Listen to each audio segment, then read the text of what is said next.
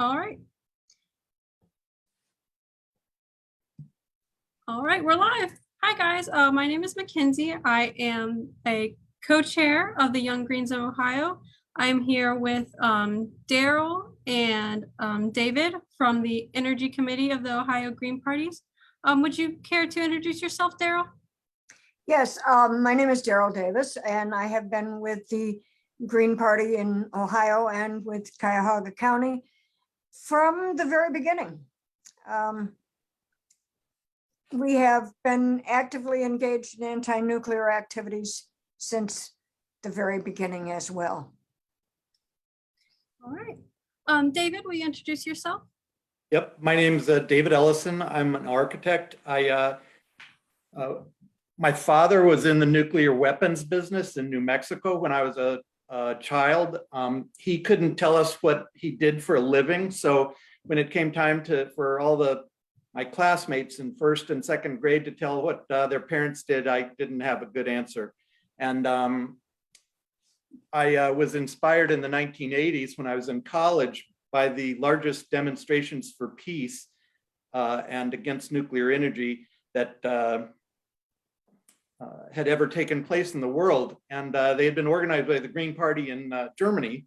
And when I heard that a fellow here in Cleveland was trying to form a Green Party, I met Daryl at the first meeting we ever had. And we worked on against the war that happened almost immediately after we were organized. That's the first Gulf War. And of course, the justification for the second Gulf War was all about yellow cake. And of course, a false claim that yellow cake or refined uranium was acquired by Saddam Hussein. And of course, that set the whole Middle East into war. So nuclear stuff has been part of the Greens since we organized, and it's kind of a big part of my life. Awesome. All right, let's get started. Daryl, basic question. What is nuclear power? Well, we have two ways of describing this: energy that's created by splitting apart the nuclei of atoms. And the other thing is we can go to the nrc.gov website, which I don't have a connection to, but that website explains in great detail and in very simple forms. I just saw this today with pictures of what happens in the reactor while it's splitting the atoms. So, nuclear power, nuclear energy probably apply to slightly different ideas. Nuclear energy is what we deal with the power plants in Ohio. All right, David, what is nuclear power? It's electricity created by boiling water run through a steam turbine, just like gas or hydroelectric power or wind power, except that the process that they heat the water with involves very heavy elements that have unstable neutrons. And the neutrons, when you concentrate enough of these very heavy elements together, the neutrons being unstable, they're flying around and they hit other atomic material, I guess the nuclei of these heavy elements, and they break it apart. And in the fission of these very heavy nuclei, the neutrons that are flying around break these heavy nuclei apart, and they create fissile materials and release energy. And those fissile materials are more radioactive than the uranium that, or whatever the fissile material is that is breaking apart. And so it's the release of energy by these neutrons that are breaking very heavy elements apart and creating more radioactive materials. Awesome. All right, question number 2. We'll start with you, David. Is nuclear power or energy a renewable form of energy? The You'll hear both yes and no to this question. The uranium fuel that is used in a nuclear power plant is not a renewable resource. When it's refined and consumed in a nuclear reactor, it is broken into those more radioactive elements and it's gone forever. So if you were thinking that the fuel that is used to create the energy is renewable, it is not, because the uranium is spent when it is broken into those other elements. I'm not going to answer the question of how people would answer that it's yes, because I don't agree with it. And I think that it's a technical hair splitting answer, and no, nuclear power isn't renewable. All right. Daryl, or sorry. Daryl, is nuclear energy a renewable form of energy? No, it isn't. Uranium is a finite source and has generated conflict and wars around the globe and environmental degradation everywhere it has been mined. And that is my answer to that. The industry claims that it doesn't contribute to climate change, but in fact, the cycle from mining and fabricating uranium to decommissioning reactors requires a significant amount of fossil fuel. It is worse than most of the.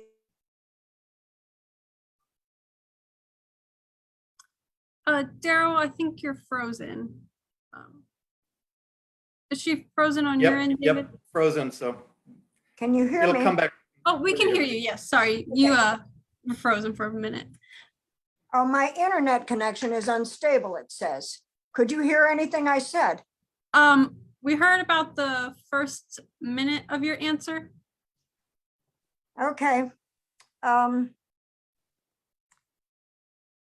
Well, I guess, did you hear me say that the industry claims that nuclear power does not contribute to climate change? Yes, yes. Okay, that was all I had to say. Okay. All right. Next question. We'll start with you, Daryl. Why do the Greens oppose nuclear power? Well, you know, we have 4 pillars. Mhm. And the first one is democracy. Nuclear power and the corporations that propose it are, anti-democratic. It's capital intensive, monopolistic, shareholder oriented, and it sucks down subsidies of taxpayer money. It subverts the citizens' initiatives for efficiency and conservation. It controls our elected representatives. I mean, there is nothing democratic about this, but we could go on to social justice. And mining has destroyed Indigenous people's rights. There's a lack of consumer protection. There's no insurance possible for people who have, had been impacted by nuclear accident. Ecology, mining, transportation, manufacturing, distribution, the whole mess undermines our ecological well-being.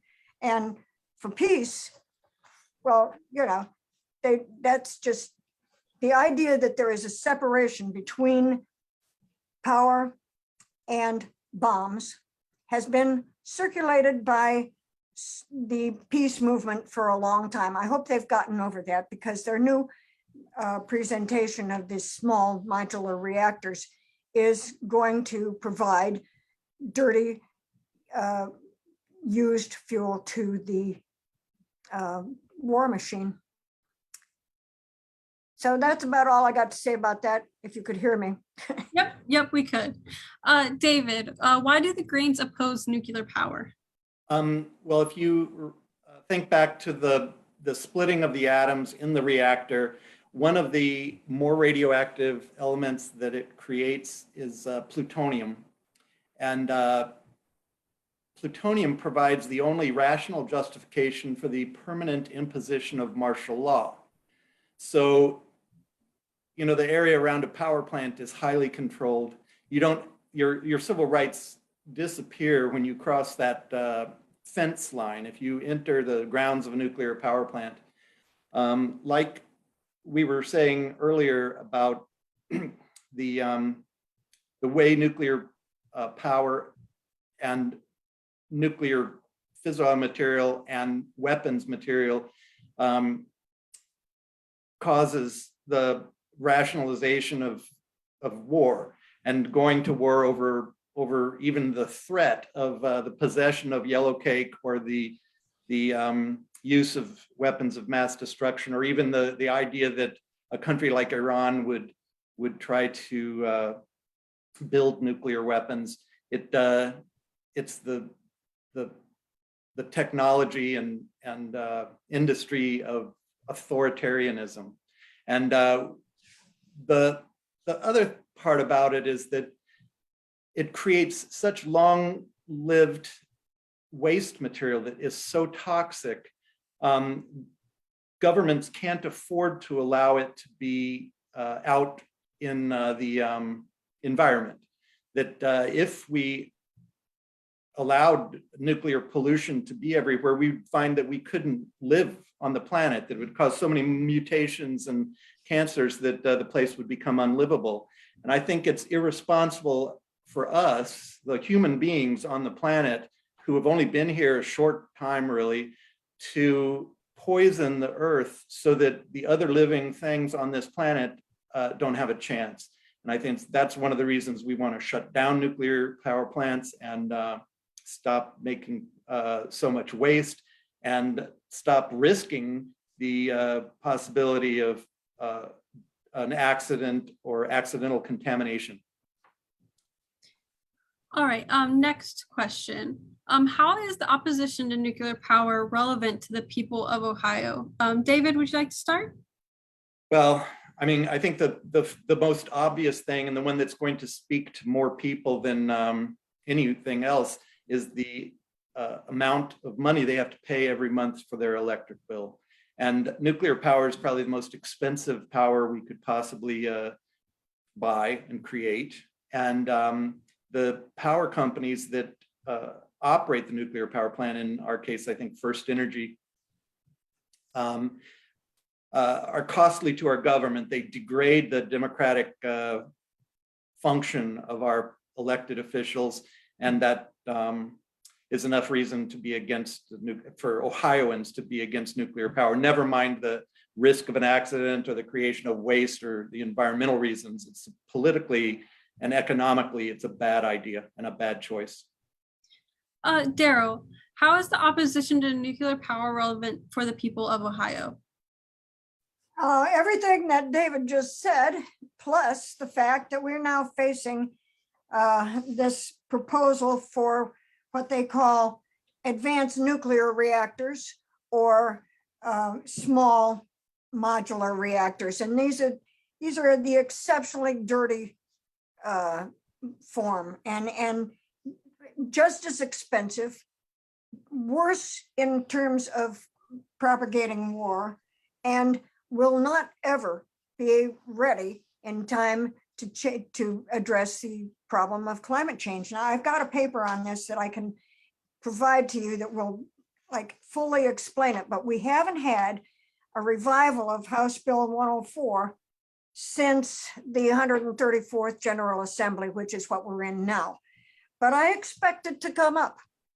And there is a bill currently that is kind of laying the groundwork for that. And it's complicated, and I'll write it out. But basically, it sets up a new system where the two most rotten plants in Ohio will keep going on. You know, they're two most rotten plants in the United States, Davis-Besse and Perry. And they're dramatically degraded. And they have both been cleared for 20 or 40 more years of operation. This is a real threat to the people of Ohio. And they're owned by First Energy, which has concealed its problems from the public from the very beginning. I was at an NRC hearing where the NRC asked the Perry operators, when will you comply with the law? And the answer was, we don't know. And that was 5 years after the law had been passed. This was probably 5 years ago. I doubt if they have complied yet. So that's why it's really important. And for Ohio, we have First Energy, one of the worst criminal operations in the country. Mm-hmm. All right. Next question. What is House Bill 6 and where do the Greens stand on that issue? Daryl, would you like to start? Sure. You know, we have, the Greens in Ohio have been participating in opposition to HB 6, which not only provided lots of money for the nukes, but the unrepealed portion of HB 6 provides substantial subsidy for the coal plants. And that hasn't been repealed. And as far as I know, we're still paying for coal plants. So the Ohio Greens sent a letter to the General Assembly, the 134th, saying that we have been following their efforts. We asked them to stand for a full repeal. This full repeal should restore funding for renewables. That's HB 6 took away the funding for renewables and efficiency. And we asked that they favor measures that leave open instead they favor measures that leave open the coal subsidies and defund the renewables and efficiency. Bills that have been fast-tracked through the House and Senate disguised as home rule measures, which limit siting wind and solar generation, go along with HB 6. It's part and parcel of how to subvert the peace. You know, Joe DeMar started out the Ohio Greens opposition to HB 6, and he testified. He went to Columbus every time they had a hearing, and they basically just ignored him, ignored everybody, basically. So they're sold out. I could go on. I will post this. Yes, please. And then the Young Greens will share it on their page so we can all see it. Mm-hmm. All right, David, what is House Bill 6 and where do the Greens stand on this issue? Same question. I think that House Bill 6 was a piece of legislation that was prepared by the nuclear industry. I'm not sure exactly if ALEC was involved in it, but it was then pushed on the Ohio legislature through lobbyists who caused a majority, primarily Republicans, to support the bill, although one Democrat up here from Cuyahoga County was a sponsor of the bill. So the lobbyists of the nuclear industry, whether it's First Energy or the other pieces of the nuclear industry, get paid to produce the votes that they need in our legislature to pass their bills. HB 6 defunded the efforts to convert to solar and wind generation here in Ohio. So what we had was a program that was going to start replacing coal and nuclear and natural gas generation with renewables, solar and wind, and they defunded all of that. They re-subsidized the coal power plants and have kept them running. And it was a big subsidy to the nuclear power plants. As nuclear power plants get older, they become more and more expensive to operate. And First Energy was claiming that they really needed this extra money because they can't be profitable otherwise. Now, remember, they sold us this nuclear power in the first place because it was going to be too cheap to meter. And here it is, most expensive type of energy there is. When they lobbied our legislature to pass HB 6, they spent something like $60 million. First Energy spent $60 million in these lobbying efforts, buying off the votes of the legislature. It produced eventually an FBI raid on the House, on the Speaker of the House's offices and House. That was a guy named Householder, who then was promptly reelected in the next reelection that in the next election that occurred right after that. And a number of other people, one of whom has since killed themselves, or maybe they didn't kill themselves. Maybe they just staged a suicide. Who knows? In this business, you know, you're talking about criminal elements that will stop at nothing to get their way. And we could reach back into the history of the nuclear power and anti-nuclear power and weapons movement to find the examples of where people who might know too much or have been too much trouble were suddenly gone or appeared dead or disappeared. So, but that's not what we're talking about tonight. Just it's a weird coincidence that one of the 4 who were indicted around HB6 is killed or is suicide. One of the 2, who knows? Yeah, it is definitely interesting. All right, last question of the night. What are the alternatives to nuclear power? David? Well, nuclear power constitutes about 20% of the electric usage in the country. And if you subtract transportation and things that don't depend on nuclear out of that, it's really only about 8%.